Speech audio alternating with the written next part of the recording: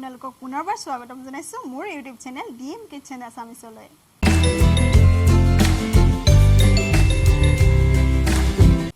আৰু বহুত দিন মই আপোনালোকৰ লগত মানে ভিডিঅ' শ্বেয়াৰ কৰিব পৰা নাই, তাৰ বাবে মই অতি দুখিত, কাৰণ মোৰ গাটো ইমান ভাল নাছিলে। সো হেতু কাৰণে মই ভিডিঅ' দিব পৰা নাছিলো। আৰু আজি মই আপোনালোকৰ বাবে লৈ আহিছো এটা নতুন ৰেচিপি মানে ৰেচিপিটো নতুন নহয়, কিন্তু মোৰ ষ্টাইলৰ মানে আপোনালোকে নতুনকৈ শিকিবলৈ পাৰিব।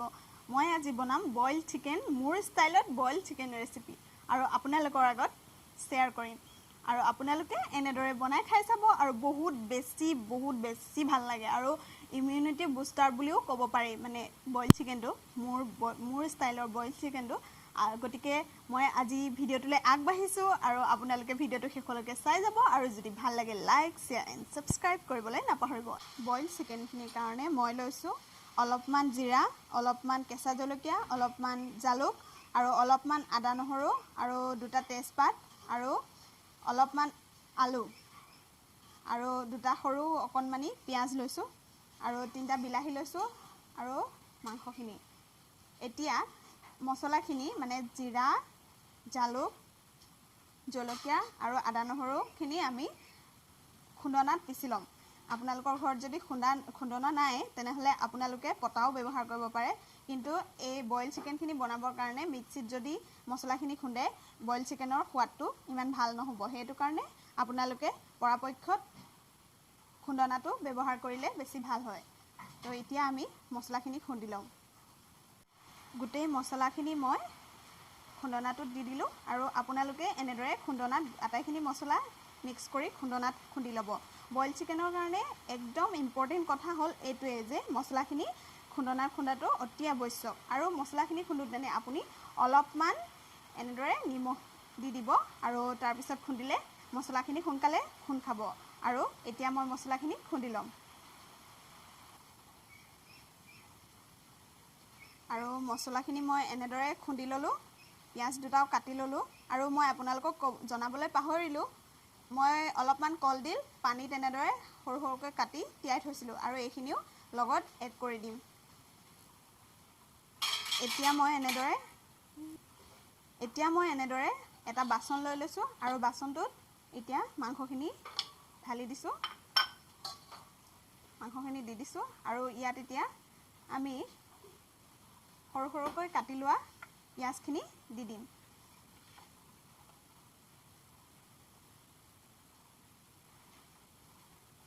এইখিনিয়ে ইমিউনিটি বহুত বঢ়ায়, আৰু এনেকুৱা কৰোণা দিনত এনেদৰে বইল মাংস খালে বহুত ভাল হয়, খাবলৈও বহুত ধুনীয়া হয়। কিছুমানে ভাবে যে বইল মাংস কেনেকুৱা লাগিব, কিন্তু এবাৰ খাই চালে আপোনালোকে সকলোৱে গম পাব যে বইল মাংসটো বহুত ধুনীয়া লাগে। আৰু এতিয়া মই কলডিলখিনি ইয়াত দি দিছোঁ, কাটি লোৱা সৰু সৰু কলডিলখিনি।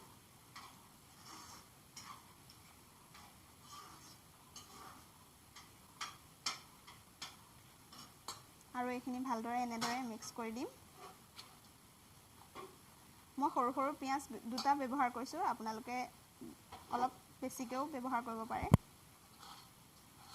এইখিনি এনেদৰে মিক্স কৰাৰ পিছত ইয়াতে মই মিক্স কৰি দিম খুন্দি লোৱা মছলাখিনি মই আধা ব্যৱহাৰ কৰিম, আৰু অলপমান থৈ দিম পাছত দিবলৈ কাৰণে।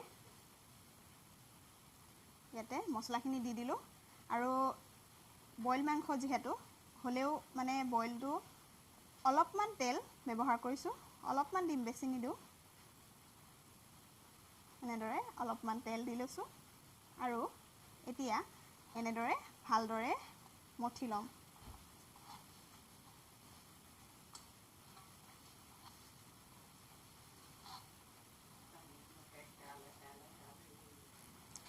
আমাৰ মাংসখিনি সানি হৈ গ'ল, আৰু এনেদৰে সানি ল'লোঁ আটাইখিনি মিক্স কৰি, আৰু অলপমান নিমখো দি দিছোঁ। আৰু এতিয়া মই এনেদৰে কুকাৰটো লৈ লৈছোঁ, আৰু কুকাৰটোত এতিয়া মই 2 গিলাচ পানী দি দিম।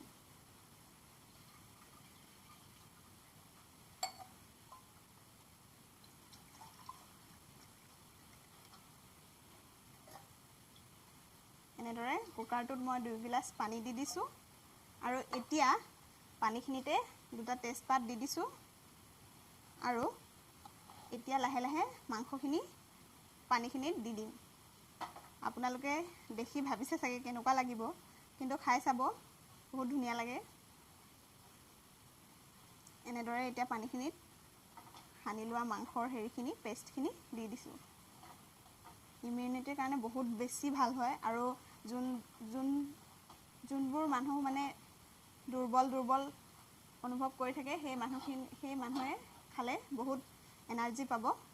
আৰু মই এনেদৰে মাংসখিনি দি দিছোঁ।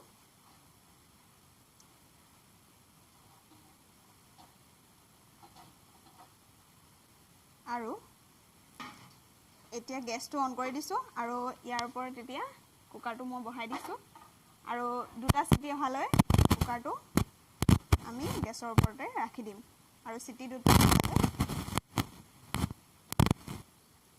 আৰু কুকাৰটো চিটি মৰালৈকে আমি এনেদৰে বিলাহী 3টা চিলাই ল'লোঁ, আৰু এইকেইটা এতিয়া জুইত পুৰি ল'ম। আচলতে যিসকল লোকৰ মানে জুই নাই গেছতো পুৰিব পাৰে, কিন্তু মই যিহেতু আমাৰ ঘৰত জুই আছে সেইটো কাৰণে মই জুইতে পুৰিম। এয়া জুই, আৰু মায়ে ইয়াত মাছ বনাই আছে, মই হ'লেও ইয়াৰ তলতে এনেদৰে বিলাহীকেইটা সুমুৱাই দিছোঁ, আৰু এইকেইটা অলপ পুৰি হোৱালৈ আমি ৰৈ ল'ম। আৰু তেতিয়ালৈ আমাৰ চিটিও মাৰিব কুকাৰটো, আৰু লাহে লাহে বিলাহীকেইটা এনেকৈ ঘূৰাই থাকিব যদি আপোনালোকে এনেকৈ দাণ্ডাত পুৰে। আৰু যদি গেছত পুৰে তেনেহ'লে গেছটো চিমত দি এনেদৰে লাহে লাহে ঘূৰাই থাকিলেই হ'ল। আৰু এতিয়া বিলাহীকেইটা পুৰি লোৱালৈ আমি চিটি মাৰিছে নাই চাই লওঁ আহক। আমাৰ কুকাৰটোৱে চিটি মাৰি দিলে, আৰু এতিয়া 2টা চিটি মৰাৰ পিছত কুকাৰটো মই গেছটো অফ কৰি দিম। ছাই তাই লাগি থাকে ন, জুইত পুৰিলে সেই ছাইখিনি গুচি যায়। গতিকে আপোনালোকে এনেদৰে বিলাহীৰ বাকলিকেইটা গুচাই ল'ব। আৰু ফ্ৰিজত মই বিলাহী আনিব গৈ দেখিলোঁ যে স্কোৱাছ এটা আছিল, আৰু স্কোৱাছটো মই 4 টুকুৰা কৰি এনেদৰে কাটি ল'লোঁ। আৰু এতিয়া বিলাহীৰ বাকলিখিনি গুচাই ল'ম। বিলাহীৰ বাকলিখিনি গুচোৱা হৈ গৈছে, আৰু এতিয়া আমি বিলাহীৰ কেইটা এনেদৰে ভালদৰে ভাঙি ল'ম। পুৰা বিলাহী যিহেতু আধা পুৰা হয়, সেইটো কাৰণে বিলাহীকেইটা এনেকৈ পিটিকা কৰি ল'ব লাগে। পিটিকিবলৈ অসুবিধা হৈছে কাৰণ মোৰ এটা হাত কেমেৰাত আছে আৰু আন এটা হাত এটা হাতে পুৰিবলৈ অসুবিধা হৈছে, গতিকে পিটিকা কৰিবলৈ অসুবিধা হৈছে, খেলি মেলি হৈ গৈছে। আৰু এনেদৰে মই কেমেৰাটো অফ কৰি মই ভালদৰে পিটিকা কৰি ল'ম।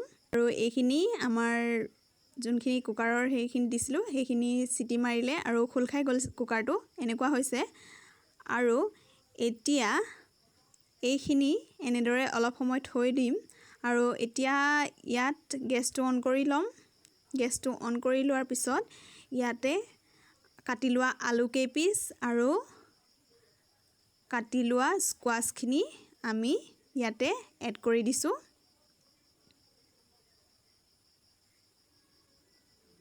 আৰু স্কোৱাছখিনি এড কৰি দিয়াৰ পিছত আমি গেছটো অকণমান সময় এনেই ঢাকনিখন ওপৰতে দি থৈ দিম। ঢাকনিখন একেবাৰে মাৰি নল'ব, অলপমান লৰাই ঢাকনিখন এনেই ওপৰতে থৈ দিব।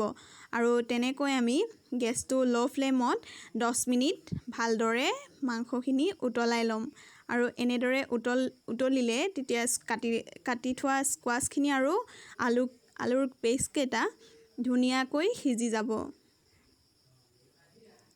আৰু এইখিনি সিজালৈ অলপ অপেক্ষা কৰিব লাগিব। আৰু আমাৰ এইখিনি অলপ সিজা হৈ গৈছে, আৰু 10 মিনিট পিছত মই উদঙাই চাইছোঁ যে এনেকৈ উতলি আছে। আৰু সিজিছে নাই চাই ল'ব লাগিব ভালদৰে। নাই, অলপমান বাকী আছে, আৰু এইখিনি সিজে আৰু অলপ সময় ঢাকি দিব লাগিব। আৰু এতিয়া মই অলপ থৈ দিছিলোঁ যে সেই আদা নহৰু পেষ্টটো এতিয়া তাত অলপ দি দিম, আৰু বিলাহী পেষ্টটো লাহেকৈ দি দিম।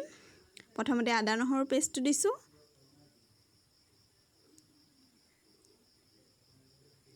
এইখিনি পাছত দিলে গোন্ধটো বেছি ভাল আহে। আৰু এতিয়া বিলাহীখিনি দি দিছোঁ। এনেদৰে বিলাহীখিনি দি দিয়াৰ পিছত অলপমান লৰাই ল'ম, আৰু তাৰপিছত 10 মিনিট হাই ফ্লেমত অলপ উতলিবলৈ দিম। গেছটো একেবাৰে বন্ধ কৰি দিব নালাগে জাষ্ট ওপৰত অথনি যেনেদৰে থৈছিলোঁ তেনেদৰে ঢাকনিখন ওপৰত থৈ দিলেই হ'ল এনেদৰে এতিয়া ঢাকনিখন থৈ দিম আৰু থৈ 10 মিনিট আমি হাই ফ্লেমত উতলাই দিম বইল চিকেন যিহেতু সেইটো কাৰণে বনাবলৈ অলপ টাইম লাগে আমাৰ বইল চিকেন ৰেচিপিখিনি হৈ গৈছে আৰু দেখিছেনে হোৱাৰ পিছত কিমান ধুনীয়া লাগিছে দেখিবলৈ আৰু মই এতিয়া বাটিটোত উলিয়াই লৈছোঁ আমাৰ বইল চিকেনখিনি ৰেডি হৈ গ'ল এতিয়া অকল খাবলৈহে বাকী দেখিছেনে দেখিবলৈ অলপো বইল চিকেন নিচিনা লগা নাই যিহেতু বইল বুলি কৈছোঁ কিন্তু অলপমান কেঁচা তেল ব্যৱহাৰ কৰিছোঁ যদিও মানে তেলৰ ফ্লেভাৰটো নাহে ইয়াত বইল ফ্লেভাৰ নিচিনাই আহে আৰু মই ভেন্দি এটা পুৰি লৈছিলোঁ আৰু গৰম ভাত পুৰা ভেন্দি আৰু বইল মাংসৰ লগত আপোনালোকে ধুনীয়াকৈ এনেদৰে খাই চাব আৰু কেনেকুৱা লাগিলে জনাবলৈ নাপাহৰিব আৰু যদি ভিডিঅ'টো চাই ভাল লাগিলে তেনেহ'লে লাইক শ্বেয়াৰ এণ্ড ছাবস্ক্ৰাইব কৰিবলৈ নাপাহৰিব আৰু এনেদৰে খাই নিশ্চয় এনেদৰে খাই বনাই চাব আৰু মোক কমেণ্টত জনাবলৈ নাপাহৰিব কেনে লাগিলে আৰু এয়াই আছিল আজিৰ বইল চিকেন ৰেচিপি মোৰ ষ্টাইলৰ বইল চিকেন ৰেচিপি আৰু আপোনালোকে খাই চাব এনেদৰে আৰু খাই কেনে পালে কমেণ্টত জনাবলৈ নাপাহৰিব আজিলৈ আহিছোঁ বাই বাই